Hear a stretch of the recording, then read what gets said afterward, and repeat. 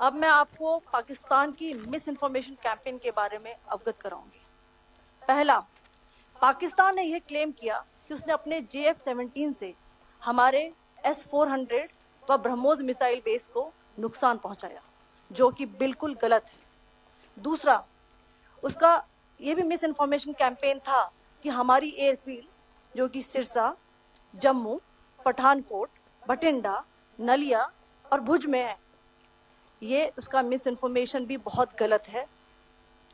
तीसरा, पाकिस्तान के miss information campaign के मुताबिक हमारे एम्यूनिशन डम्प्स जो चंडीगढ़ और बियास में है उसका डैमेज हुआ, यह भी बिल्कुल गलत है।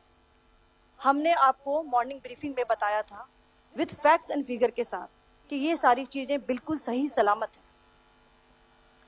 अब मैं आपको बताना चाहती हूँ कि पाकिस्तान के एक प्रेस कॉन्फ्रेंस में ये बात की गई थी कि उनके सीनियर मिलिट्री ऑफिसर्स जो कि पूरी तरह से ये भ्रामक हैं और तथ्यों से दूर हैं कि पाकिस्तान की ओर से ये झूठा आरोप भी लगाया जा रहा है कि भारतीय सेना ने मस्जिदों को नुकसान पहुंचाया।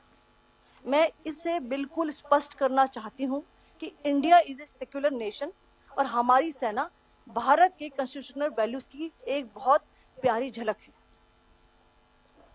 इंडियन आर्म्ड फोर्सेस ने पाकिस्तान को बहुत भारी नुकसान पहुंचाया, उनके मिलिट्री इंफ्रास्ट्रक्चर्स को, चाहे वो लैंड एसेट्स हो या फिर उनके एयर एसेट्स। यही नहीं, इंडियन आर्म फोर्सेस ने पाकिस्तान की एयरफील्ड्स स्कर्दू, जकोबाबाद, सरगोदा और बुलारी को बहुत नुकसान पहुंचाया। इसके अलावा पाकिस्तान के air defence system, radar system, उनको भी एयर स्पेस में अनटेनेबल किया।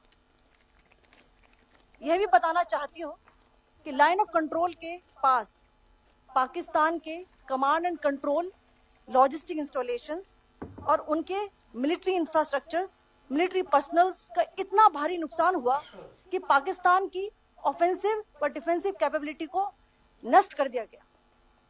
अंत में मैं फिर से ये बात दोहराना चाहूंगी, इंडियन आर्म फोर्सेस पूरी तरह से तैयार है, सतर्क है और भारत की संप्रभुता और अखंडता की रक्षा के लिए पूरी तरह से कमिटेड है। धन्यवाद। जय हिंद।